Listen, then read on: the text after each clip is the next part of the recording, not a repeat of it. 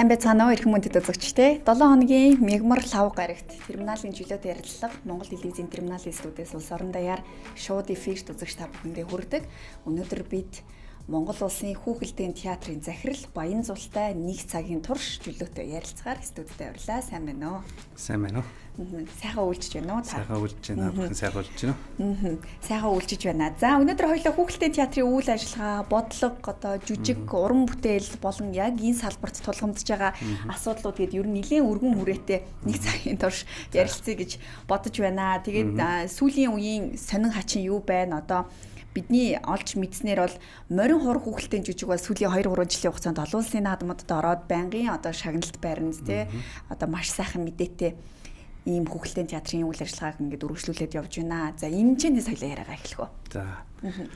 За Монгол улсын хүүхэлдэйн театр бол та бидний мэдж байгаагаар 1948 онд анх байгуулагдсан.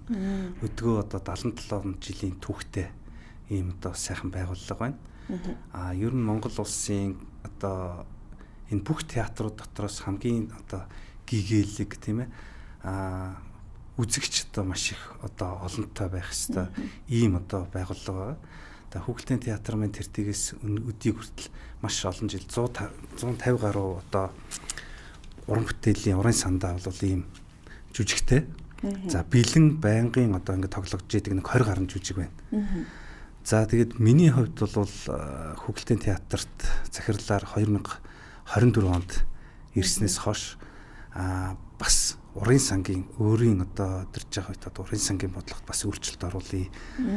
Хүүхэлдэйн театрын үйл ажиллагааны цар хүрээг бас нэмэгдүүлье. Уран бүтээлийн одоо чанарыг нэмэгдүүлье гэсэн бас ийм бодлого бариад ингээд бас ажиллаж байна. Мэдээж үе үеийн удирдлууд бол бас өөр өөрсдийнхөө бодлогыг хэрэгжүүлдэг. За миний хувьд одоо бас давуу тал юу вэ гэхээр зэрэг миний хувьд 1992 онд улсын хүүхд залуучуудын театрын нэр дээр одоогоор бол Украин улсын Харьковын урлагийн дээд сургуульд одоо жүжигчний мэргэжлэр төгсөж ирсэн. Ингээд одоо театр маань ховчлогдсанаас хойш би боловсрол соёлын ухааны яам, соёл спорт аялал жуулчлалын яам, соёлын яамд одоо яг театр урлагийн хариуцсан мэргэжилтэн, ахлах мэргэжилтэн газрын дарга одоо хийж исэн. Тэгээд яагаад одоо өөрийнхөө энэ түүхийг одоо бас яриад байна вэ гэхээр зэрэг ер нь 1990-ад оноос хойш өмнө Монгол улсын хүний нөөцийн бодлого их төлөвлөгөөтэй явж ирсэн. Юу гэхээр зэрэг соёлын болохоор зэрэг соёлын талаа яриад жишээ нь хуучин социалист улсууд гэдэг юм уу эсвэл Монгол улсынхаа ихтэй сургуулиудад яг одоо энэ соёлын салбарт хаана ямар мэргэжилтэн дутагдaltaй байна вэ гэдгийг судалж үзээд ингээд мэргэжилтнүүдэд бэлддэг байсан. За энэ бодлого маань 1990 оноос хойш ингээд алдагдсан. Соёл урлагийн сургууль дөнгөж шинээр одоо байгуулагдсан. За гэвчиг тэнд одоо энэ бүх соёл урлагийн байгууллагуудын чиглэлээр мэргэжилтэн бэлтгэх асуудал маань бас нэлээд дутагдaltaй болж ирсэн. За тэр дундаа Монгол улсын хүүхэлдэйн театр өөрөө их онцлогтой. Юу гэхээр бол Монгол улс хүүхэлдэйн театр хэдий байдаг боловч яг хүүхэлдэйн мэргэжилтэн бэлтгэдэг ийм тогтолцоо Монгол улсад байдаггүй. Өөрөөр хэлэх юм бол мэргэжилтний бэлтгэх их сургуулийн мэргэжлийн анги байхгүй. Анхны мэргэжилтнүүд байна бол бүгд найрамдах Чех улсад одоо анхны найруулагчид одоо хүмүүс маань урлагчд маань бэлтгэж ирсэн байдаг. Ер нь бол жүжигчдэд сүүлийн үеийн жүжигчид бол ерөнхийдөө дараамын жүжигчнэр кино дараамын жүжигчнэр төгсөөд ингээд мэргэшээд ажилладаг гэсэн үг. Тэгэд яагаад миний яриа энүүр орох гэхээр зэрэг 2001 оноос хойш одоо би боловсрол соёлын ухааны яамд орсноос хойш энэ бодлогыг үргэлжлүүлээгээд хамгийн их одоо мэргэжилтэн бэлтгэдэг соёл урлагийн чиглэлээр нэлээд бас нэрд гарсан энэ Оросын холбооны улсад бас мэргэжилтнийг бэлтгэгээд ингээ хөөцөлдөд 2003 оноос хойш ингээ мэргэжилтнүүдийг бэлтгэж эхэлсэн байна. Тэгээд өдийг хүртэл одоо нэг Монгол улс 500 гаруй одоо мэргэжилтнийг бэлтгээд байна. Эдгээрийн зөвхөн одоо энэ соёл урлагийн чиглэлээр соёл урлагийн чиглэлээр за энд бол одоо балетын жүжигчин, үлээвэр хөгжимчин, дуурийн гоцлол дуучин, номын санч, дараамын найруулагч, циркийн найруулагч, одоо бүжиг дэглээч гэдэг юм уу энэ бүх чиглэлээр ингээд явсан байж байгаа. За тэрэн дундаа Монгол улсад анх удаага хүүхэлдэйн 10 жүжигчнийг Санкт Петербург хотын театр урлагийн дээд сургуульд 1910 онд явуулж гисэн байна. Тэгээ эдгээр хүүхдүүд маань одоо 2014 онд төгсөж ирсэн. Гэт энэ бол Монгол улсын хүүхэлдэйн одоо урлагт бол их томоохон хувь нэмэр болсон. Тэгэхээр эдгээр одоо уран бүтээлчд маань яг 14 онд төгснөөс хойш оронтой байхгүй улаан үдэд одоо 5 жил ажилласан. За Монгол улстай ирээд та бүхэн мэдж байгаа Про театр гэж ингэж байгуулад ажиллаж байсан. За ингээд 2024 онд би ажилд орсноос хойш эдгээр залуучуудыг яг одоо хүүхэлдэйн театр маань яг 10 оронтой нэмэгдсэн. За эдгээр залуучуудыг ингээ авсан. Тэгэхээр зэрэг хүүхэлдэйн театр маань шин цусаар сэлбэгдсэн. Яг мэрэгжлийн жүжигчд одоо хүүхэлдэйн театрт орж ирсэн гэсэн үг. Тэгэхээр энэ мэрэгжлийн одоо яг энэ хүүхэлдэйн мэрэгжлэр бэлтгэгдсэн улсууд маань өөрсдөө энэ хугацаанд бол хоёр найруулагчийн мэрэгжил ингээд бас эзэмшсэн байж байгаа. Тэгэхээр энэ дээр бол шинэ уран бүтээл тойрох орчин цагийн хэллэгээр гэдэг юм уу одоо цагтаа хөл нийлүүлж алхахад гэр уран бүтээлчд маань бол их түлхэц болж байгаа гэж хэлж байна. Таны ярианаас сая нэг зүйл анхаарал татлаа. Олон улсын хэмжээнд мэрэгжлийн одоо сургуулийг төгсөөд ирсэн хүмүүс Монголд ажиллах гэхээр оронтой байхгүй гэдэг шалтгаанаар өөр улсад ингээд ажилласан байна. Тэгэхээр орон тооны асуудал цаанаас одоо тавьж өгсөн энэ тоо бол их бага байна гэж бид нар ойлгож байна. Тэ нэмэгдүүлэх шаардлагатай байна гэж. Тэгэхээр одоогийн байдлаар буюу энэ жилийн хугацаанд хүүхэлдэйн театрын нийт ажилтан хүний нөөц ер нь ямар байна вэ? Яагаад ийм бүхэл бүтэн улсын хэмжээний хүүхдийн жүжигийн мэрэгжлийн цорын ганц байгууллага мөртлөөсөө ийм бага орон тоотой байна вэ? Бодлогын хувьд бас нэг алдаа гарсан уу гэдэг ийм асуулт орж ирж байна. За энийг бол одоо хүүхэлдэйн театрын орон тоо хэлэхэд бол үнэхээр бас ичмэр тоо гардаг. Зүгээр бусад улсуудын гэдэг юм уу те. За одоо хамгийн хажуу хаяанд байгаа манай Оросын холбооны улсын Образцовыг нэрэмжит хүүхэлдэйн театр гэж чинь 300 гаруй ажилчинтай. 4-5 давхар том байшинтай. Зөвхөн одоо хотын хэмжээний театр. Одоо энэ бол тийм Москва хотын одоо хэмжээний театр. Зөвхөн тэдний урлан гэхэд 4 давхар тэрчгэрээ 4-5 урлан байна. Тэгээд томоохон хэмжээний одоо декорац гэдэг юм уу тайцны заслыг хийдэг том заал байна. Би тэр нэг гол одоо юмруу орохгүй шүү дээ. Тэгээд тэнд бол жүжигчд 4-5 одоо ийм групп болоод жүжиг тоглоод явах ийм составтай. Гэтэл Монгол улсын хүүхэлдэйн театр анх байгуулагдсан цагаас хойш 10 жүжигчнтэй байсан. 10 жүжигчнэр ямар ч одоо жүжиг тавиад одоо электron шиг нэг найруулагчийн сэтгэл 2 хүнтэй ч тавьж болно, 20 хүнтэй ч тавьж болно. Гэтэл тэр хэмжээнд хүрч чаддаггүй.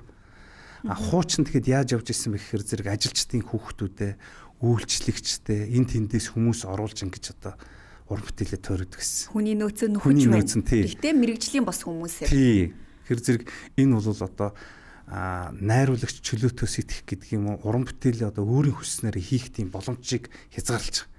За хоёрдугаар тэр олонний хэсэгт ингээд хүмүүсийг мэрэгжлийн бос хүмүүсийг тоглуулж яах гэдэг чинь бол тэр хүмүүс байнгын бэлтгэл сургуультай биш. Тэр одоо номыг үзээг тодорхой хэмжээгээр уран бүтээлийн чанарт одоо муугаар нөлөөлдгөө л гэсэн үг. Тэгэхээр одоо бол бид нэр 10 оронтой нэмэгдснээрээ бидний уран бүтээлчдийнхээ тоог, жүжигчдийнхээ тоог 18 болгож чадсан. Энэ жил 24 онд. 24 онд. Тий. Энэ жил гэж ярих юм бол ахаад бас одоо сэтгэл зовмоор асуудал гарсан. Юу гэхээр зэрэг улс орны эдийн засгийн өндөрлөлттэй байдлаас шалтгаалаад бүх одоо соёл урлагийн байгууллагуудыг 10%-аар 9%-аар цомгтгосон. Ингээд бид нэр 4 хүнээ цомгтгосон. За энэ дотроо хамгийн одоо хэцүү нь юу гэхээр зэрэг нэг жүжигчнээ одоо цомгтгосон.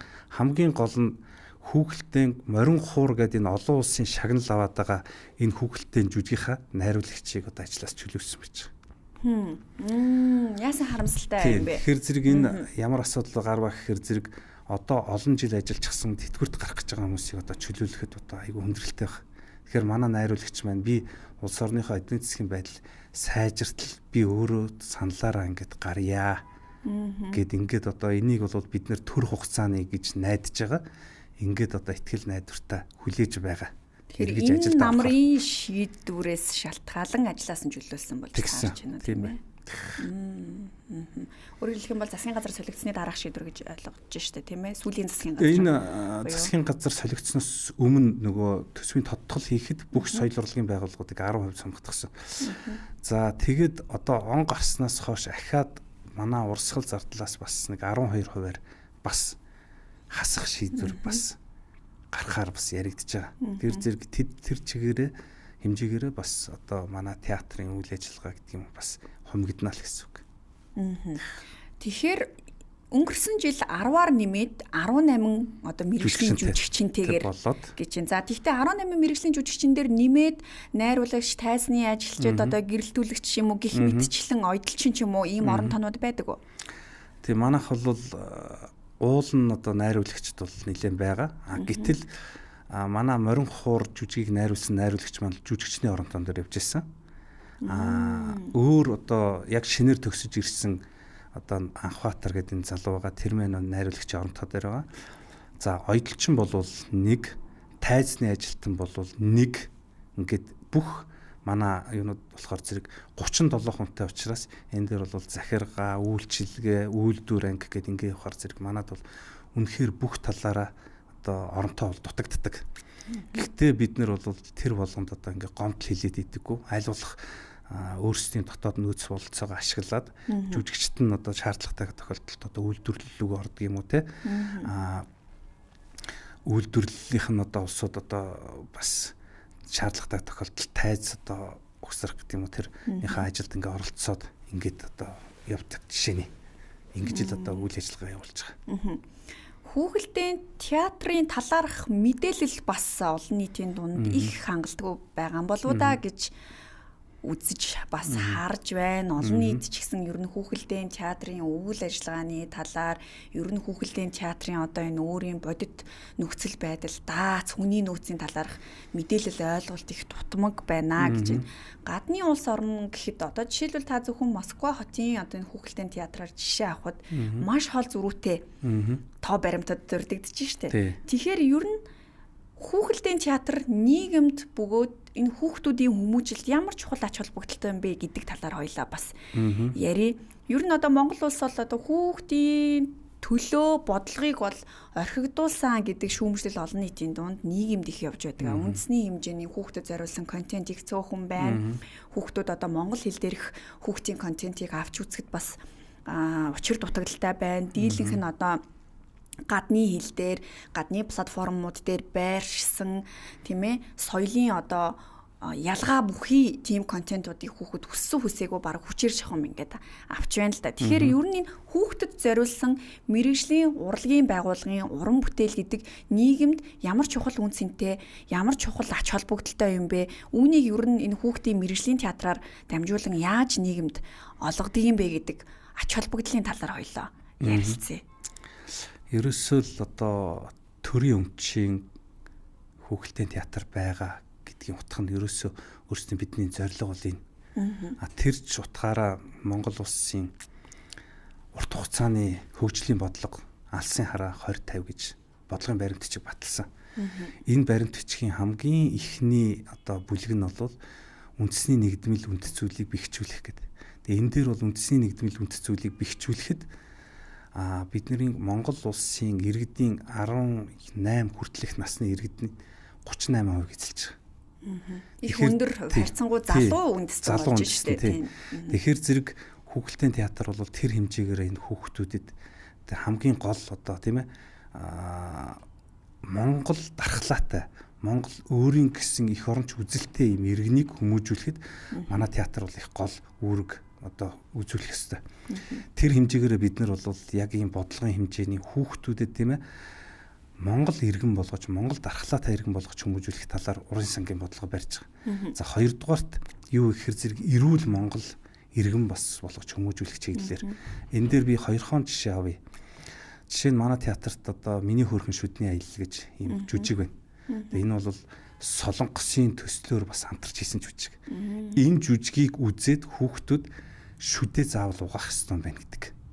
шууд тэндээс гараад эцэг эхчүүд нь хичнээн хилээд одоо барахгүй байсан жүжиг тэр ганцхан жүжиг үзээд хүүхдүүд шүдээ уудаг болчихно гэж. За дараагийнх нь бол манайх сая энэ морин хуур гэдэг ингээд өрдөгдөд байгаа жүжиг.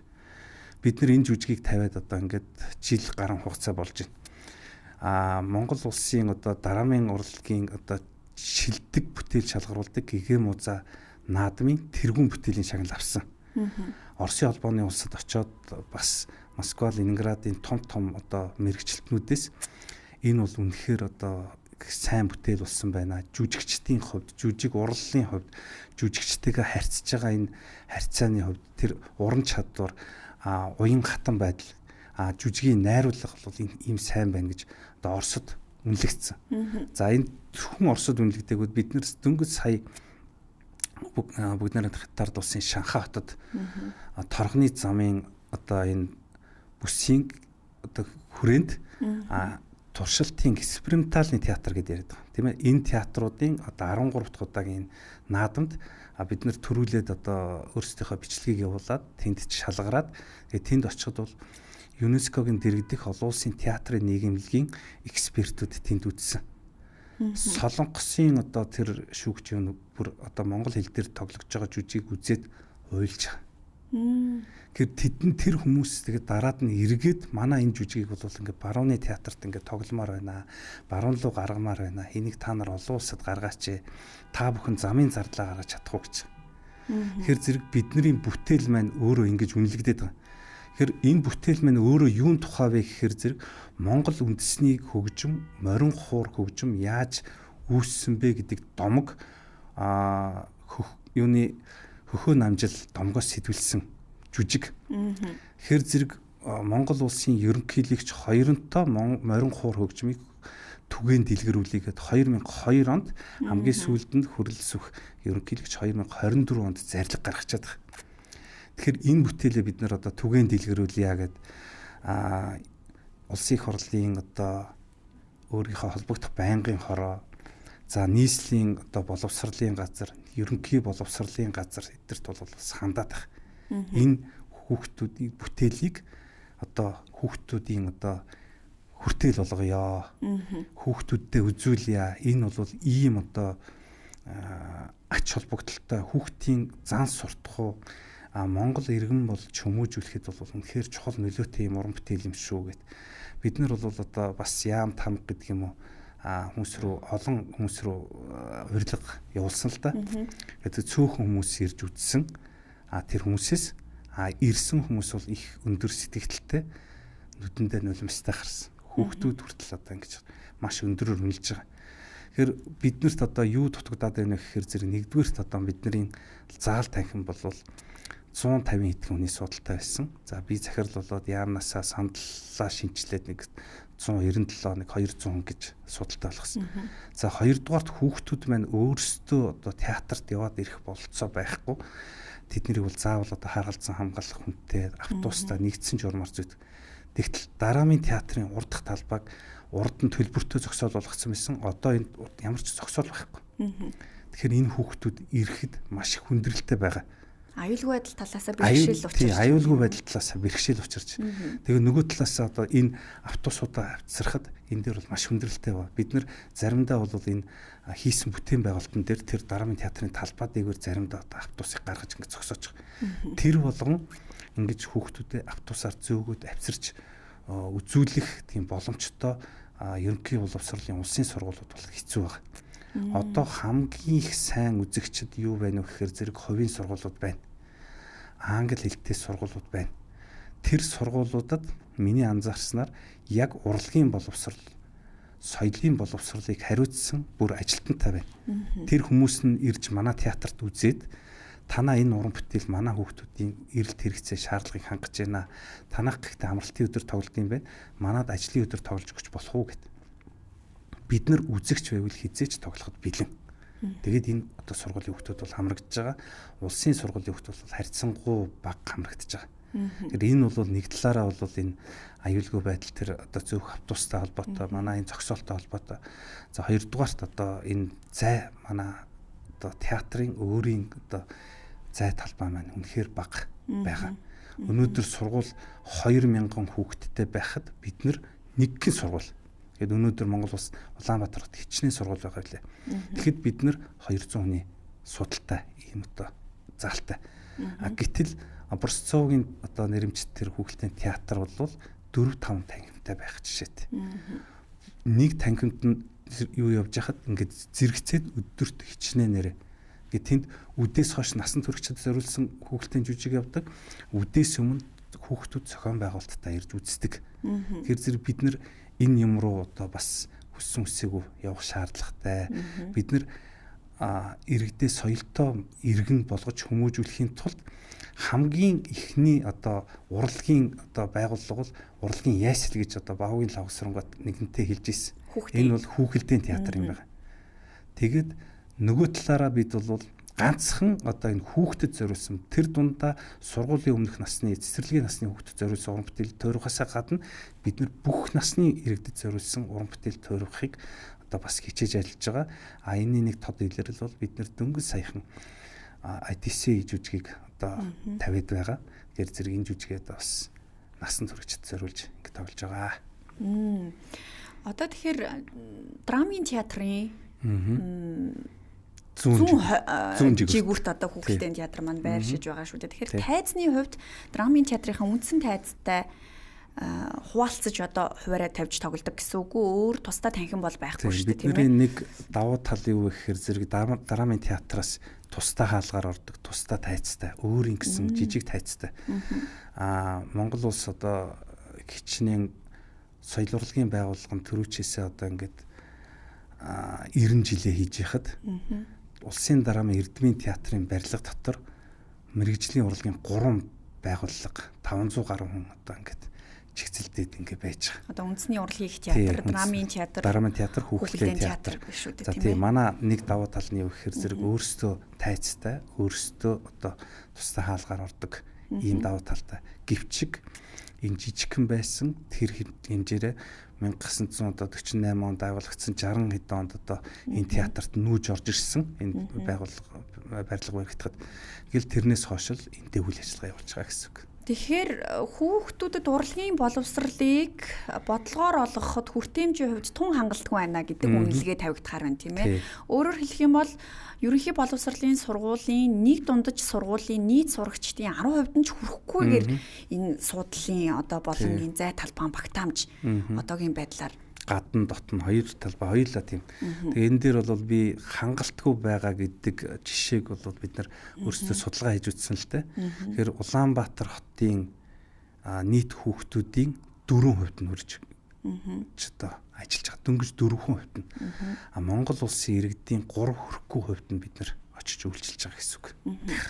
Тэгэхээр одоо хүний нөөцийн хувьд бол нэмэх шаардлага байна. Мөн тайз болон зэрэгтэл буюу тэр үзэгчийн суудлыг нэмэх шаардлага байна гэж юм. Тэгэхээр өөрөөр хэлэх юм бол магадгүй одоо байрны хувьд илүү томрох, тайзны хувьд илүү томрох хүний нөөц хангалттай байх юм бол бид бол уран бүтээлийн чанарын хувьд олон улсад үнэлэгдэж байгаа учраас бидэнд нөөц байна гэж. Тийм. Яг зөв. Тэгээд миний хувьд бол өөрөө яг яамд бодлого бариад ажиллаж исэн хувийн хувьд Монгол улсын урт хугацааны хөгжлийн бодлого алсын хараа 2050 үндсэн чиглэл болох 2021-с 25 он тэгээд жилийн одоо төлөвлөгөөнд хүүхэлдэйн театр үндэсний хүүхдийн төв номын сан барилах асуудлыг тусгаад бүх бодлогын баримтчгүүдэд тусгаад тэгээд одоо 20 онд энэ маань яригадаад 23 онд зураг төсөл бэлэн болоод өнөөдөр хүртэл улсын төсөвт тусгагдаж чадахгүй ингээд явж байгаа. Биднэрт бол бүх зураг төсөв маань бэлэн, газрын асуудал маань шийдэгдчихсэн. Тэгээд одоо 24 онд хасагдлаа, 25 онд хасагдлаа. Дөнгөж сая одоо өчигдөр уржигдаар төрүүчийн одоо өнгөрсөн 5 дахь өдөр болсон улсын хурлын нэгдсэн чуулганаар улсын хурлын гишүүд маань 57 хүний саналаар манай хүүхэлдэйн театр хүүхдийн төв номын сан барих асуудал болол унсан байна. Тэгэхээр 1990-ад оноос хойш бол хүүхдийн гэсэн бүх юмнууд одоо үгүй хийгдэж нэлийн эрчимтэй одоо байхгүй болж байгаа. Энэ жишээг бол хүн болгон мэдж байгаа. Нэгэнтээ бол Баавгийн лавсрангуу хэлж исэн гараасаа хөтлсөн хүүхдгүй хүн гэж байхгүй шүү дээ. Яагаад та бүхэн хүүхдэд ингэж ханддаг юм бэ гэж. Өнөөдөр Монголын одоо хүүхдийн одоо төв номын сан маань 1-р эмнэлгийн одоо баруун талд худалдаа хөгжлийн банк болчихсон байж байгаа. Хүүхд залуучуудын театр маань Солонгор рестораны эсрэг талд одоо хаан банк болчихсон байгаа. Элдв очрын нэрмжит хүүхдийн кино театр маань хөрөнгөний бирж болцсон байж байгаа. Хүүхдийн бамбрууш кафе маань өнөөдөр ноолорын дэлгүүр болцсон. Хүүхдийн 100 гэд тэнд бол зөвхөн хүүхдийн одоо бараа таваар зардаг, хүүхдийн үйлчилгээ үзүүлдэг ийм сайхан одоо юу байсан. Одоо бол хүүхдийн 100 гэдэг нэрнээс чааш өөр юм байхгүй. Хороол төртөл хүүхдийн жаргалан гэж кафе байсан. Тэгээ сүүлд би нэг харсан Мадалита гэдэг кафе болсон байсан. Тэгээд хичнээн хүүхдийн биеийн тамирын талбай, хичнээн хүүхдийн одоо энэ сургуулийн одоо хашаарууд дайрчин гэж яасан бэлээ. Тэгэхээр зэрэг бид нар хүүхд рүүгээ ингэж хандаж болохгүй. Бид нар хүүхдийн гэсэн болгоныг гэтэл бидний ирээдүй одоо 2050 онд Монгол улсын хөгжлийг авч явах хүмүүс чинь өнөөдрийн хүүхдүүд. Тэгэхээр Монгол улс бол хүүхдтэй илүү их анхаарал тавих ёстой. Хүүхдүүд өнөөдөр үзэх харах юм байхгүй. Таны одоо дөнгөж нэвтрүүлэг хэлэхэд хэлж ирсэн гадны контент үзээд байна. Дэлгэцийн хамааралтай болоод байна гэж. Гэтэл бид нар байд зай талбан юунасаа нөөц болцоохоос шалтгаалаад сургууль дээр очиж тоглоё. Сургуулийн заал танхимд тоглоё гэж манай уран бүтээлчд ярьдаг, тэгж яв тоглодог. Миний одоо хөгөлтийн театрын захирлын хувьд бас боддог бодол юу вэ гэхээр зэрэг тэр хүүхдүүд театрт ирэх ёстой. Хүн театрт ороод ирэх юм бол готлынхаа тоосыг харна. Тэнд яаж бие авч явах уу гэдэг одоо соёл сурна. Тэгээд тэнд мэрэгжлийн тайзан дээр яаж харанхуулж ийн, яаж гэрэлд дуу чимээ өгч ийн, тэр хүмүүс тэр бүтээлийг тэр мэрэгжлийн төвшөнд нь хүлээж авна. Өөрийнхөө сургууль дотор байгаа хүүхдүүд бол байдаг л үргэлж тэр юундаа бол үүмүүлээд анхаарал нь сарнаад тэр жүжигийг гүйцэд хүлээж авч чадахгүй. Тэгэхээр зэрэг урлагийн боловсролын нэг гол чухал хүчин зүйл нь тэр урлагийн орчин байгаа өөрөө. Их чухал. Тийм. Тэгэхээр зэрэг тэр орчинд заавал хүүхд ирж үзэж явах хэрэгтэй. Хүүхэлдэйн театр, хүүхд залуучуудын театр, дараамын театр, дараад нь дуурийн театр гэдэг ингээд явахад бол бүх талаараа үндэсний болон сонгодог бүх талын мэдлэгтэй ямархуу одоо бидний өөрсдийн онцлог Монгол хүн бид нар юугаараа барах хэвээр дэлхийн сонгодог урлаг хайл чиглэлд явж байгаа гэдэг чиглэлээр бид нар хүүхдүүдэд анхан шатны энэ мэдлэг боловсролыг урлагийн боловсрол олгоход бол соёл урлагийн байгууллагууд чухал нөлөөтэй гэж хэлээд байгаа маань энэ юм байна. Тэгэхээр зэрэг өнөөдөр бол хүүхэлдэйн театр маань тасхны яван дээр нэг газараа авчихсан 6 төсвөө батлуулсан 54.4 тэрбум төгрөгийн төсөв өртөгтэй байсан бол одоо төсвийн тухай хуулиараа 2 жил болсон учраас бид нэр сая төсвөө ахиж шинжилүүлсэн одоо 60.7 тэрбум болчихсон байна. Хэрвээ энэ театр маань одоо төсөвд сууж чадахгүй бол тэр хэмжээгээр хүүхдүүд маань тэр өөрсдийнхөө хүүхэлдэйн урлаг Монголын одоо энэ түүх соёл ямар учиртай бэ гэдгийг энэ талаар мэдээлэл авч чадахгүй шууд ихтэй одоо 10 жилийн сургуулаа төгсөөд гадаа дотоод руу ингэж явна. Тэгэхээр тэр хүмүүс хүн болгон өөрсдийнхөө урал онцлогийг бид нар ийм бахархалтай гэж ярьж хахад тэр хүүхдүүд юугаараа бахархах вэ? Ямар үүх түүхээ хэлэх вэ? Бид нар ийм бахархалтай ард түмэн шүү гэж хэлж чадахгүй юу? Хэрв морин хур жүжиг үзээд би морин хур тоглож сурмаар байна гэдэг тэр хүүхдүүд тийм бодол төрхийг үгүйсэхгүй. Би үндэсний бүжгээ сурмаар байна. Бид нар ийм түүхтэй бид нар нэгэн цагт дэлхийд өөрсдийнхөө нэрийг дуурсгаж явсан сайн талаар нь бид нар стратегч байсан. Бид нар дэлхийд амар амгаланг Пакс Монголиаг одоо бий болгосон ард түмэн шүү гэдэг зоригтой хилээд чадах ийм иргэдийг бид нар одоо хүмүүжүүлэх ёстой. Энэ маань одоо бас хавчрагдмал байна. Энэ дээр бол бодлого боловсруулдаг улсууд бодлогыг хуулийг баталдаг хүмүүс байна. Бас их нүдэ нээж хараасаа хүүхэлдэйн театрт хүүхдэд дагуулад ирээсэ. Бидний үе таалга байнга онгорхоо байгаа. Та бүхнийг гээд ирж одоо үйлчлүүлээсэ гэж бодож байна. За хоёрдугаар улс орны эдийн засгийн байдал хүндрэлтэй байгаагаас шалтгаалаад зарим хүүхдүүд театрт хамрагдаж чадахгүй тэр хүүхдүүд тэр үзүүрт хамрагдаж чадахгүй байна. Энэ ч утгаараа өнгөрсөн жил одоо соёлын яамнаас соёлын паспорт гэдэг зүйлийг одоо нэвтрүүлэхээр оролдсон. Энэ бол гэвч дэмжигдээгүй. Бид нар одоо зарим нэг гишүүд маань бид нар одоо хүүхдүүдэд өөрсдөө мөнгөний төлөөд үзүүлчихнэ гэж хэлсэн. Санаж байна тийм. Гэтэл өнөөдөр би хүртэл яг хүүхдээ мөнгөний төлөөд яг энэ одоо урлагийн байгууллагаар үйлчлүүлсэн хүн гишүүн хэд байгаа бол. Би бол байхгүй гэж бодож байна. Гаргалгааны хувьд төрөөс энийг дэмжих шаардлага байхгүй, өнөөгийн хөгжингүү нийгэмд хүссэн хүн нь очиод энэ үзэр үйлчлэгийг мөнгө төлөөд авах шаардлагатай гэсэн одоо үнцгүүдээр бас талууд нэг шийдэлд хүрч чадлагүй унсан санагдаж байна. Тэгээ энэ бол яг одоо хүүхдтэй холбоотой, урлагтай холбоотой юмыг би бол улс төржүүлээд хэрэггүй. Бид нар шаардлага бол зах зээл тавина.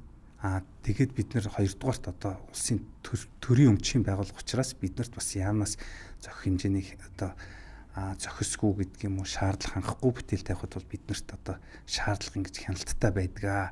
Тийм учраас энэ дээр бол улс төржүүлэлгүй ингэ явах юм бол бидний хүүхдийн ирээдүйн Монгол улсын ирээдүйн талаар бид нар санаа зовж энэ Монгол улсын хөгжилд, хүний хөгжилд их том чухал нэмэр оруулж байгаа байгууллага шүү гэдгийг л ойлгосоо л гэж үзэж байгаа.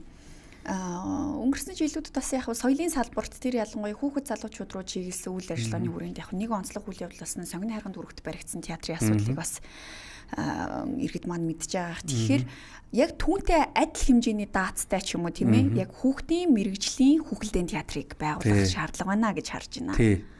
Энд бол хүүхдийн орчин бий болохын тулд хүүхдийн төв номын сан хүүхэлдэйн театр. Тэгэхээр зэрэг тэнд хүүхд бол очиод одоо тоглоомоо тоглох, хүүхд ороод номоо унших, музей үзэх, хүүхэлдэйн одоо жүжигээ үзэх. Тэгээд тэнд одоо эцэг эхтэйгээ чөлөө цагаа зөв боловсон өнгөрүүлэх ийм сайхан орчныг хэрв одоо зураг төсөлтөнд танилцах юм бол ийм сайхан зураг төслийг хийцэн бэлэн одоо хүлээгдээд байна гэж хэлж байгаа. Тэгэхээр өнөөдрийн ярилцлага бол бас их ач холбогдолтой болж байна. Магад одоо төрийн эрх барих дээд байгууллагад ажиллаж байгаа хүмүүс бас энэ ярилцлагыг үзэх юм бол шаардлагатай мэдээллийг авах бүрэн одоо бас боломжтой болов гэж харж байна. Дээрээс нь театрын хувьд бол үйл ажиллагаагаар бид тогтмол явуулж байна.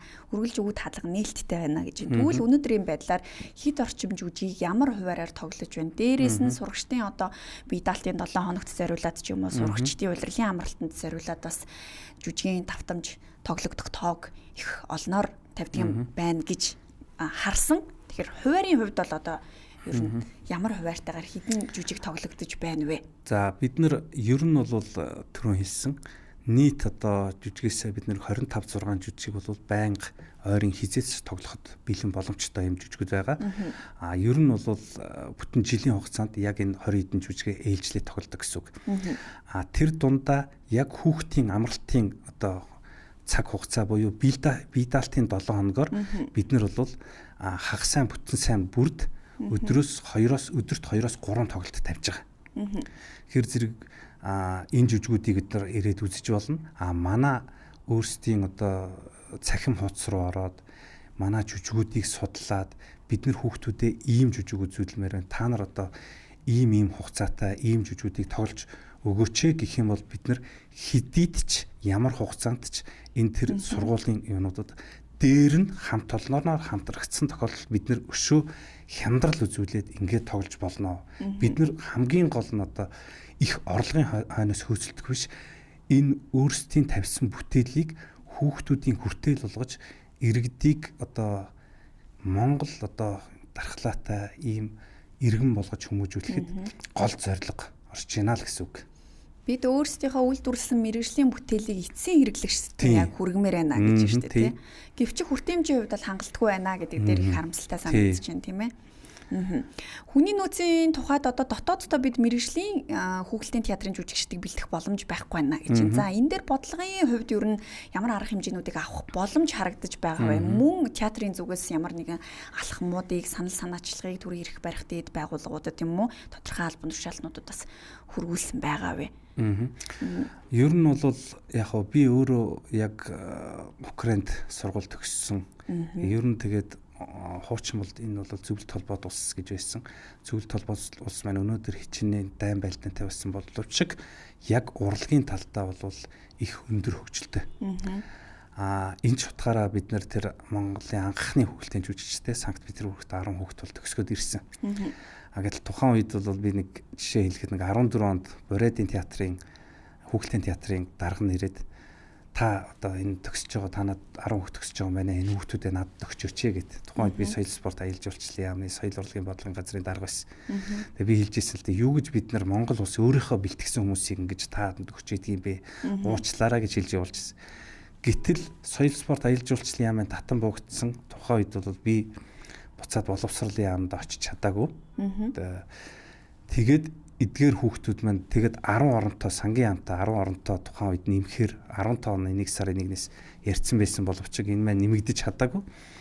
Ингээд нөгөө Бородын хүүхэлдэйн театр маань манай 5 хүүхдүүдийг миний стамыг асуугаад авч яваад тэгээд бид үсээгөө одоо явах очиж тоглосон. Тэгэхээр зэрэг ингэж 10 хүн маань. За тэгэхэд мэдээж энэ хүүхдүүд маань эргээд ажилдаа орсон.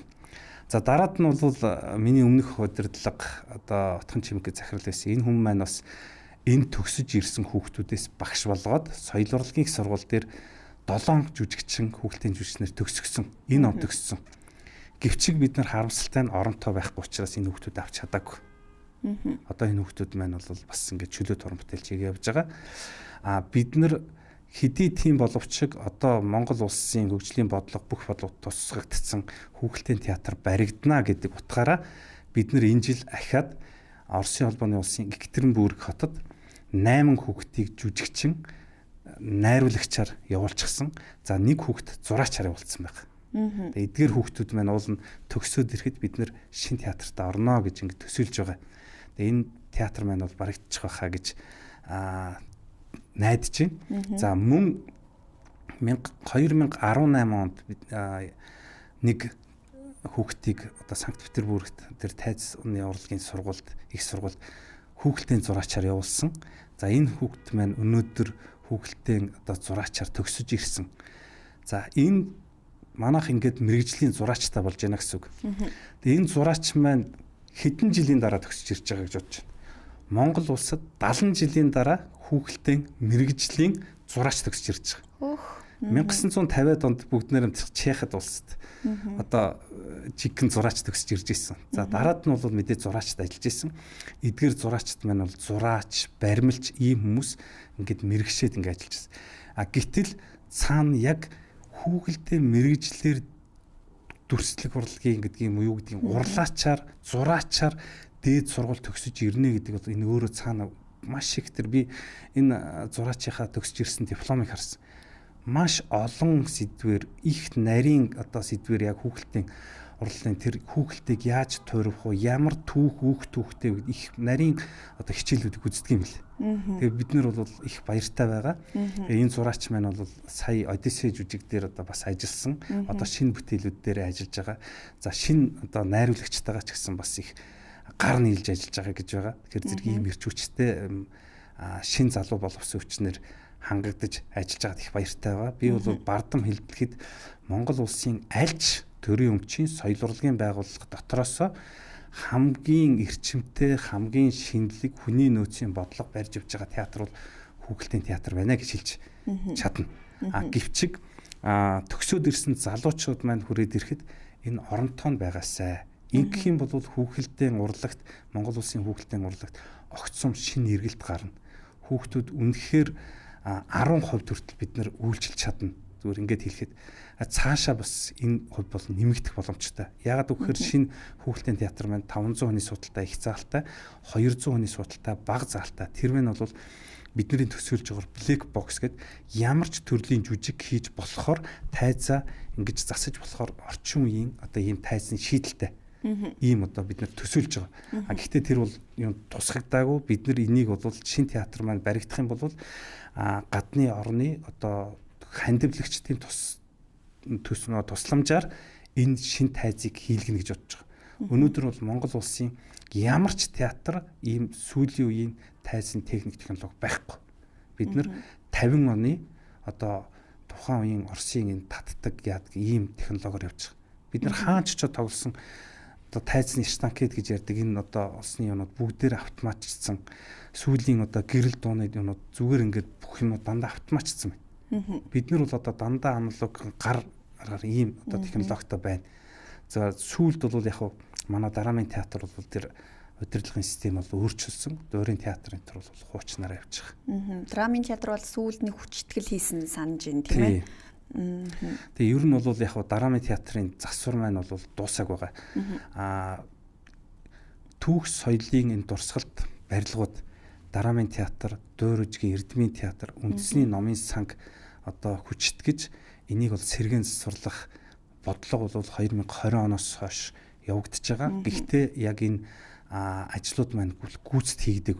Энд бол маш их хэмжээний төсөв юу бол орно. Бид нэр одоогоор ингээ харахад бол гадна косметик, гадна талын засвар, тайзны засвар юм хийгдсэн болохоос биш яг жүжигчдийн өөрөө яг тэр тайзны өөрийн технологид бол гар хүрээгүй байгаа одоогоор. Тэгэхээр ингийн тулд нүр их одоо ажил шаардагдах нэ бүх талаасаа тийм ээ. Ер нь бол нэг ганцхан жишээ хэлэхэд би 2005 онд бүгд Япон улсад одоо залуучуудыг өөрийнх хөтөлбөргээд хөтөлбөрт хамрагдаж байлаа. Тэр үед бол миний үдсэн бид нар одоо яг нөгөө соёлын чиглэлийн улсууд явж байсан учраас бидний үдсэн тайзны техник технологи одоо болтол Монгол улсад орж ирэх байна. Тэгэхээр энэ бол бас гачлантай. Тэгээд бидний одоо төлөвлөгдөөд байгаа бүгд найрамд хятад улсын буцалтгүй тусламжаар баригдах гэж байгаа үндэсний урлагийн театр ийм тайцтай болно гэж найдаж байгаа. Ер нь бол одоо энэ асуудлыг бол бас их тийм улс төржүүлэх гэдэг юм ийм асуудал гарч байгаа. Би зүгээр хүүхэлдэйн театр гэхээс яамд ажиллаж исэн утгаар энэ одоо асуудлыг хөндөж байгаа. Чингис хааны музей барих гэж яхад ямар их эсэргүүцэлтэй тулж илаа. Одоо барилгын өнгө төрхийг өөрчлөхөөс ахуулаад маш их эсэргүүцэл тулж исэн шүү дээ. Гэтэл өнөөдөр гадны орны том төлөөлөгчд ирэхэд бид нар ганцхан Чингис хаан музейд үзүүлж байна. Хуучин Чингис хаан гэхэд бид нар ганцхан цонжин болдог. Эсвэл архины шил дээр л Чингис пивл гэдэг юм байсан. Яг Чингис хаанаа гэд ингээд яхаар зэрэг үзүүлэх юм байдаггүйсэн. Тэр одоо бид нар музейтэй боллоо. Гэтэл гаднаас ирж байгаа төлөөлөгчид бид нар Монгол улс юугаараа бахархах юм бэ гэдэг нь дараад нь үндэсний урлагийн хэтэр орчин үеийн тайзан дээр бид нар өөрсдөө ийм улсууд юм шүү гэдгийг бид нар үзүүлэх ийм тайзтай болох ийм одоо шинэ үе таалга нэгдэж байна. Энийг битгий улс төржүүлээсэ. Энэ одоо үндэсний цэцэрлэг төрөлөнд 10 хэдэн хувийн барилгачлалттай байхыг зөвшөөрсөн. Энэ хувьдаа хүрээгүй. 40 га дээр одоо энэ барилга юу гэдгийг үндэсний урлагийн театр одоо стадион баригдахаар ингэж яригдж байгаа. Гэтэл 40 га дээр байшин барих гэж байгаа юм шиг яриад байгаа байхгүй юу? Байшин маань бол гааж хүрхгүй газар баригдсан шүү дээ. Та нар ингэж төсөөл байшин гэдэг чинь өөрөө хаашаа нэг га гэдэг чинь хаашаашаа 100 м газар. 100 м газар хаашаашаа баригдлах гэхэд тэр 40 га газар барьдаг байшин гэж байхгүй шүү дээ. Тэгэхээр энэ бол 40 га газрыг эзлэх боловч энэ өөрөө цэцэрлэгтэйгээ модтойгоо тэр орчинтойгоо ингэж хийгдэх юм а гэдгийг одоо манай бас жирийн иргэд сонсогчдод энийг ойлгосоо бидний ганц одоо очиж үздэг улсын одоо төрийн хүндэтгэлийн концертоо үздэг үндэснийхээ урлагийн тоглолтыг шаардлага хангасан тайзан дээр үздэг ийм одоо нэг ганц шаардлага хангасан тайзтай болёо л гэж.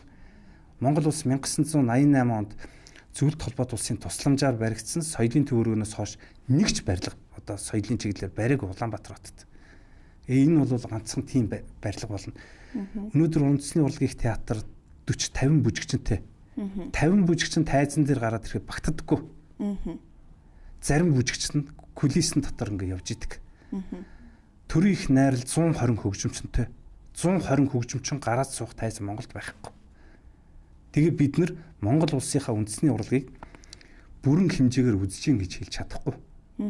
Энэ бол зүгээр ганцхан наад захын жишээ. Тэгээд гадны том төлөөлөгч гэдэг юм хүмүүс ирэхэд бид нар нүүр бардам үндэсний одоо онцлог үзүүлсэн ийм сайхан одоо ордонтой болъё. Энийг бити одоо элдв тийшээ гуйлаач ээ. Бид нар сайн сайхныг харж хүнд тийм ээ те сайхнаас таашаал авдаг шүү дээ. Би одоо хүүхд залуучуудын театрын жүжигчин байсан. Тэр Хайрыг хайрл гэж жүжиг 1987 онд үнэхээр одоо олон нийтийг шуугуулж ирсэн. Тэр жүжигэн дээр юу гэж ярьдаг вэ гэхээр зэрэг сайхан хүүхэн харна гэж чинь сайхан уул ус цэцэг мод харсантай ялгаа юу ах вэ гэж. Урлаг гэдэг чинь хүнд сэтгэлийн таашаал өгдөг юм байхгүй. Өдөр болгон одоо фэйсбүүкээр гэдэг юм уу, сошиаллаар ийм нервтэй юм үзэж яхаар бид нар урлагийн сайхныг, гоо сайхныг мэдрэх юм бол бид нар бас ийм сэтгэлийн тайвширлыг ав. Үнэхээр гоо зүүн мэдрэмжтэй. Энэ бол эргээд бидний соёлтой холбоотой асуудал. Тэгэхээр зэрэг соёл урлаг ийм чухал юм шүү. Тэдний хамгийн анхан шатных нь одоо байгууллага нь хүүхэлдэйн театр юм шүү гэдгийг би дахин хэлмээр байна. Хүүхдүүд хичнээн хөөрхөн хурж ирээд ээж аавынхаа үгэнд орохгүй байсан зүйлийг ганцхан тэндээс үзээд тэр хүүхэлдэйн баатараа өөрийнхөө ингээд те үлгэр жишээ болгоод тэрүүгээрээ хүмүүждэг. Энэ хүмүүжлийг олгодог. Бид нэр эцэг эхийн хэлж чадаагүй өчнөө сургууль дээр хэлж чадаагүй үгийг бид нар тайзан дээр 45 минут жүжигээрээ тэр хүүхдүүд ойлгуулж чаддаг. Ийм л хүчтэй, ийм л одоо урлаг юм шүү гэдгийг л одоо ойлгуулмаар байна. Тэгээд одоо хүүхэлдэйн театр маань хүүхдийн төв номын сан маань сайхан шин барилгатай болоосаа хүүхдүүд маань тэнд очиод таашаал одоо урлагийн сайхан гоо зүүн таашаал аваасаа. Одоо хүүхдэд дагуулад явхаар та нар хаана очих юм? Хүүхдэд дагуулад явхад за дэлгүүр орно. Өөр одоо тэгээд нэг чихэр жимс авч өгнө. Хүүхдийн парк нь одоо хідэн гаа байсан одоо хэд болцоод байгаа билээ. Нэг буланд нь л байна. Хүүхдийн баяраар бид нар хаанаач багтдаггүй. Гэтэл хүүхдийн орон зайг нэмэгдүүлье. Тэгээд тэн дээр нь урлагийн боловсрол болгоё. Ийм боломжийг олгооч. Энэ театрыг барьж өгөөч. Тэгээд бид нэр 20 онд одоо хүүхэлдэйн театр, хүүхдийн номын сан гэдэг ийм барилгуудыг барья гэд хүүхдийн төлөв фондыг сэргээн байгуулад нэг өдрийн дотор 2.2 тэрбум төгрөгийг цуглуулсан. Гэтэл төрийн бус байгууллагт энэ мөнгийг цуглууллаа. Ард иргэдийн мөнгийг яалаа гэд. Ингээд хуучнаар бол хүүхдийн төлөө газар одоо бол гэр бүл одоо хөгжлийн газар тэрлүү одоо шилжүүлсэн. Тэнд бол одоо сан одоо шилжүүлсэн. Гэвчиг тэндээс бүтээн байгуулалт хийж чадахгүй. Одоо тэр сангийн мөнгө маань 20 орчим тэрбум төгрөг болсон гэж сонссон. Энэ одоо санхүүжилт яагаад нэмэгдэж гэнэ вэхээр зэрэг нөгөө Азийн дугаар зарах гэдэг юм уу юунуудаас ингээд энэ мөнгө маань санхүүжиж байгаа. Тэгэхээр тэр санг анх байгуулахад хүмүүс мөнгөө энэ хүүхэлдэйн театрын хаалгыг хийхэд хүүхэлдэйн театрын бид нар цонхыг бид нар хандивлаа. Тэрэнд нь бид нар цэн тантивлаа гэж мөнгө хандивлж ирсэн. Тэгэхээр тэр мөнгөө бас зориултын дагуу бид нар ашигламаар байна. Энэ бас боломжийг нээж өгөөсэй гэж хүсэж байна. Зарцуулалтын хувьд одоо зөв зохистойгоор зарцуулаач энэ боломжийг бидэнд олгооч гэдгийг бол их онцлж байна гэж ойлголоо. Тэгэхээр ер нь бол соёл урлагийн салбар тэр дундаа хүүхдүүдэд зориулсан яг энэ мэрэгжлийн урлагийн энэ одоо хүүхэлдэйн театр бол та түрүүн хэлсэн урлагийн ясл гэж тийм ээ. Тэр хүүхдийг бол цагаан цаас та тэр цаасан дээр юу зурхаас шилтгаалаа тэр хүнийг бүтээнэ гэдэг чинь. Гэтэл өнөөдөр ийм харамсалтай нөхцөл байдалд байгаа энэ мэдээллийг ер нь одоо хүүхэлдэйн театрын мэрэгжлийн уран бүтээлчид магадгүй та өөрөө захирлын хувьд олон нийтийн анхаарлын төвд хэр их хүргэж чадаж байна. Мөн олон нийтийн дэмжлэгийг бөгөөд энэ нийгмийн анхаарлыг одоо яг энэ сэдв рүү хандуулахад тодорхой бодлогын хүрээнд арга хэмжээнүүдийг ер нь авч чадаж байгаа юу? Эсвэл тодорхой одоо нөхцөл хүчин зүйлүүдээс болоод бас хангалтгүй хэмжээнд байна уу? За ер нь бол хүүхэлдэйн театр бол өөрийнхөө чадлаар тийчилж ингэж хэлж болно. Бид нар сая төсвийн хилцүүлгийг эхлэхээс өмнө улсын их хурлын хүний хөгжил нийгмийн бодлогын байнгын хорооны бүх гишүүдэд албан бичиг хүргэсэн. 10 гаруй гишүүнтэй би өөрөө биечлэн уулзсан. Төсвийн байнгын хорооны гишүүдтэй бүгдэнд нь албан бичиг хүргүүлсэн. За тэгээд энэ хилцүүлэг болж байхад бол манай хуучин одоо сайд байсан, намын сайд маань тэр хилцүүлэг дээр хэлсэн би их баярлж байгаа. Юу гэхээр зэрэг улсын төсвийн тухай хуулиараа энэ төсвийн хуулийг батлахад зураг төсөвгүй эдийн засгийн одоо техник эдийн засгийн үндэслэл боловсруулагдав зураг төсөвгүй ийм барилга байшингууд орж ирсэн мөртлөө хүүхэлдэйн театр хүүхдийн номын сангийн барилгыг хассан байна гэж хэлсэн. Тэгэхээр зэрэг энийг бол бас авч үзэх ёстой. Бид нар гэтэл яагаад одоо энэ тэнд одоо биеийн тамир спортын гэдэг юм бусад барилга байшинг барилгахад бол бид нэр эсэргүүцээд байгаа биш. Гэвчиг яагаад зураг төсөвгүй техник эдийн засгийн үндэслэл хийдэггүй барилгууд ингээд ороод ирвэ. Өнөөдөр ийм барилгууд сая батглаа гэдгийг би улсын хурлын гишүүдээс сонсож байгаа. Одоо дэлгэцээр хүн болгонд нээлттэй байгаа шүү дээ. Тэгээ манай энэ хүүхдийн театр, хүүхдийн төв номын сангийн барилгын асуудлыг бас гардаж авч зарчмын зөрүүтөө санал гаргасан ган хүлэг гишүүндээ бас их баярлж байгаа. Гишүүн маань одоо хүний хөгжил нийгэм бодлогын байнгын хорон дээр дэмжүүлээд төсвийн байнгын хорон дээр одоо энэ санал маань унаад нэгдсэн чуулган дээр бол 57 гишүүн одоо энийг зөвшөөрснөөр татгалзахын зөвшөөрж байгаа шүү дээ, тийм ээ. Тэгээ ингээд манай санал бол унсан байгаа нэг 6-7 хоноор л унсан. Тэр зэрэг хүүхдийн төлөө гэдэг юмыг л одоо бас сайн ойлгосоо энэ хүмүүст ойлгуулахын сан гэдэг нэг хэлбэр нь бол өнөөдөр та бид хоёрын бас энэ яриа болоосаа энийг бас бодлого бол усруулагч жирийн ард иргэж ч гэсэн энэ дээр бас дуу хоолойгоо хүргээсэй. Бид нар бол таны хүүхдэд, таны хүүхдийн төлөө, таны ач зээний төлөө, таны дүүнгийн төлөө бид нар ажиллаж байгаа шүү. Тэгээ манад ирж үзээрэй. Хүүхдийн театр бол ганцхан цэцэрлэгийн насны хүүхдүүд зориулсан уран бүтээл биш ээ. Миний түрүүн хэлээд байгаа морин хуур жүжигийг үзэхэд хүүхдүүдэд дагуулж орж ирээд үзэж байгаа эцэгчүүд уйлаад гарч байгаа. Тэгэхэд бидний Монголын одоо өөрсдийн түүх соёл ямар их агуу байна. Бидний домог дээр үндэслэсэн жүжиг бид нар бол өөрсдийнхөө домог дээр л үндэслэл энэ жүжигийг найруулж тавьсан. Гэтэл ийм агуу байна шүү. Энийг л бид нар та бүхэнд хүргэж байгаа. Гэхэд бидний өөр жүжигүүд байна. Бид нар ганцхан одоо түүх соёл гэх биш сонгодог бүтээлүүдээр Пиноккио одоо бүтээлийг одоо ингээд тавьсан байж байгаа. Миний хүүхэлдэйн чиний ээж гэж одоо хөөрхөн жүжиг байна. Ээжтэй гомдоод явцсан хүүхэд. Тэгтэл тэр жүжигэн дээр юу гардаг вэ гэхээр зэрэг ээж нь гомдохоор гомдол гэж нэг юу дүр байгаа. Гомдохоор гомдол нь томроод идэг. Ээж нь жижигрээд идэг. Их урнаар ойлгуулж штэ хүүхдэд. Тэгээд сүүлд нь ээж нь бүр жижигрээд ингээ алга болчихоор зэрэг тэр гомдол нь болохоор зэрэг тэр хүүхдэд тоглоо мөгөөл чихэр боо мөгөөл тоглуулаад тэгээд тэр хүүхд уйдж байгаа байхгүй. Тэгээд за одоо би болчлоо ингээд одоо ээжтэй очих гэсэн болохоос. Ээж чинь жоохон болцсон. Тэгээд тэр гомдлыг тижээгээд байгаа учраас тэр гомдол нэг том болцсон. Тэгээд тэнд хүүхдүүд одоо жүжигийн дараа гарч ирээд хэлж байгаа шүү дээ. Юу нөрөвдөлтэй байсан? Ээж нь аягүй өрөвдөлтэй байсан. Тэгээд тэрнээс хойш одоо та бүхэн энэс ээжигээ одоо хайрлаар ээжтэй хайртай гэж хэлээрэй гэдэг хүүхдүүд уйлаад тэгээд би гэртээ очиад ээжигээ заавал тэрвэрнэ гэж. Ихийн хайр одоо бид нар ямар чухал вэ гэдгийг энэ жүжигээр ингээд яаж. Би зөвхөн одоо ганц хоёр жишээ хэлж байгаа. Тэгэхээр зэрэг манай энэ явж байгаа жүжигийг бол зүгээр хуучин шиг хуран хүүхэлдэйгээр ингээд нэг ширмний араас ингээд яаж байгаа. Энэ бол хүүхэлдэйн жүжигийн нэг л төрөл. Энэ бол анххан төрөл. Гэтэл бид нар бол одоо юу гэдгийг маринетик тийм ээ утсан хүүхэлдэй, таягт хүүхэлдэй, биет хүүхэлдэй, одоо ширээний хүүхэлдэй гэдэг юм. 7-8 төрөл бүх төрлөөр нь биетээр гэдэг юм. Бүх төрлөөр нь ингэж үзүүлж байгаа. Тэгэхээр зэрэг энийг та бүхэн хүүхэлдэйн урлагийг дээр үед одоо үзэжсэн бол тэрнээс хойш их өөрчлөлт гарсан шүү. Таны үзэжсэн үеэс, таны үзээгүй үеэс хүүхэлдэйн театр гэдэг бол өөр ертөнц шүү. Ирж заавал үзээрэй гэж найдаж байна. Танаа хамт олныг ч гэсэн урьж байна. Улсын хурлын гишүүддээ ч гэсэн бид нэр урилга хүргэсэн байгаа.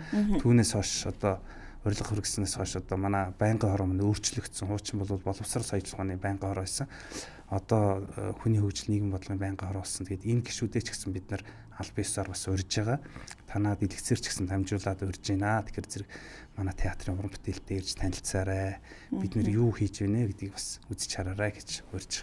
Маш их баярлалаа. За өнөөдрийн ярилцлага бол агуулгын хувьд бол их одоо том бөгөөд бүр энэ үндэсний хэмжээний бодлогын асуудлыг хүндсэн ийм ярилцлага боллоо гэж бодож байна. Бас магадгүй хэдэн жилийн дараа энэ ярилцлагыг эргээд үзэхэд их чухал архив болсон энэ цаг үеийн мэргэжлийн урлагийн энэ хүүхэлдэйн театрын бүрэн одоо нөөц бололцоог одоо бүрэн зургалсан ийм ярилцлага болсон болоо та гэж одоо би сая бас нэг сүүлийн хэдэн секундэд бас бодлоо. Тэгээд соёлын энэ дархлаа, соёлын нөлөө гэдэг бол өөрөө их чухал. Соёл урлагийн салбартаа хичнээн хэмжээний төсөв хөрөнгийг зарцуулж хэр одоо чухал ач холбогдол өгч хөгжүүлсэн улс орнууд тэдий чинээгээрээ эргээд бас энийг яг зах зээлийн эргэлтэнд оруулж чадчихвэн. Нөгөө талаараа нийгмийн дараагийн үеэ бэлтгэд энэ их чухал ач холбогдолтой юм. Зөвхөн одоо бизнесийн ач холбогдол гэхээсээ илүүтэйгээр хүмүүсийн сэтгэлгээ, тэр хүн чанар, нинжийн сэтгэл, гоо зүйтэй, ёс зүйтэй байх юмны сайн сайхныг олж харахад тэгээд хүмүүжлийн их чухал ач холбогдолтой учраас энэ урлагийн салбар тэр дундаа хүүхдэд зориулсан мэрэгжлийн урлагийн энэ салбартаа одоо ядчил ахуй хэмжээнд нөөц бололцоог нь бүрэн хангах энэ боломжоор нь тултал хангаж өгөөч гэж хүсэж байна. Тий. гэж ойлгож байна. Мөн энэ сэдвийг улс төржүүлэх нь ач холбогдлын хувьд одоо их хор хохиролтой.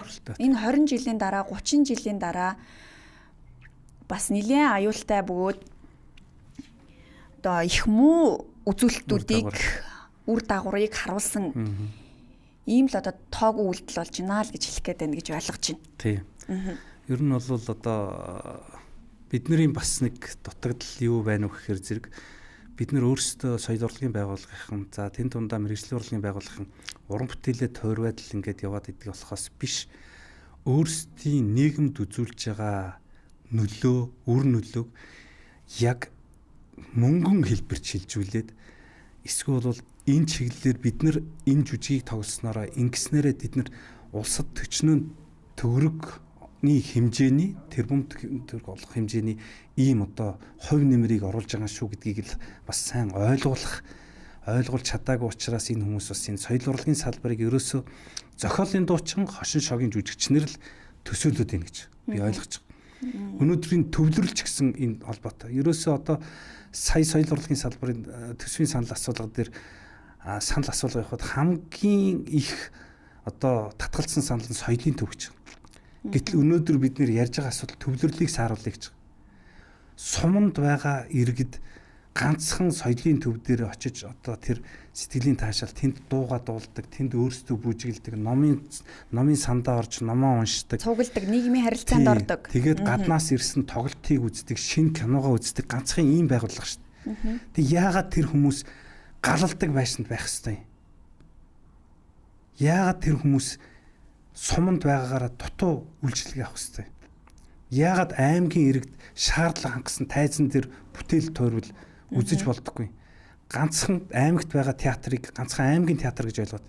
Тэг чин дуур үжгийн эрдмийн театр бүрэн бүрэлдэхүүн очиод дуур учиртайгаар тоглоё.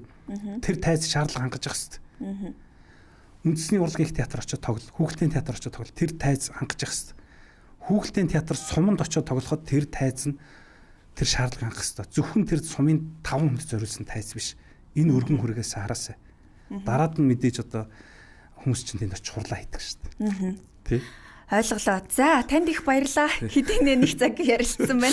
Тэгээ өнөөдөр төрж байгаа ч юм уу, эсвэл өнөөдөр 5 настай хүүхдүүд 25 жилийн дараа 25-та 30-та энэ улс орныг авч явах хүний нөөцийн хамгийн шилдэг бодвсон хүчингүүд мөн одоо хамгийн чухал шийдвэр гаргах ийм одоо иргэн хүн болж төлөвшөх нэ. Тэгэхээр өнөөдрийн хүүхдүүдээсээ битгий боловсролын одоо энэ хөрөнгө оруулалтыг харамлаач гэдэг энэ одоо хүсэлтээр бас ярилцлагыг дуусгая гэж бодож байна. Мөн Монгол улс мэрэгжлийн хүүхэлдэйн театртай, мэрэгжлийн хүүхэлдэйн театр нь олон улсын жишигт нийцсэн ийм сайхан байртай болох одоо хөрөөлийг тавья. Тэгээ өнөөдрийн ярилцлага бол хэдэн жилийн дараа үзэхэд их чухал архив болохоор ийм онцгой ач холбогдолтой ярилцлага болсон юм болов уу гэж бодож байна. Ингээд өнөөдөр Монгол улсын хүүхэлдэйн театрын захирал Баянзул чөлөөт ярилцлагын зочноор орлоо.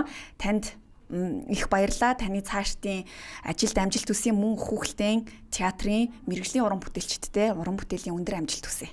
Баярлалаа.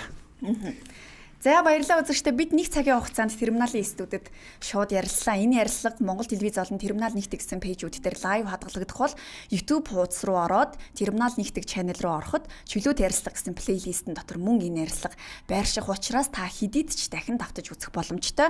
Ингээд дараагийн 7 хоног шинэ зочинтойгоор эргүүлцээ. Баяртай. За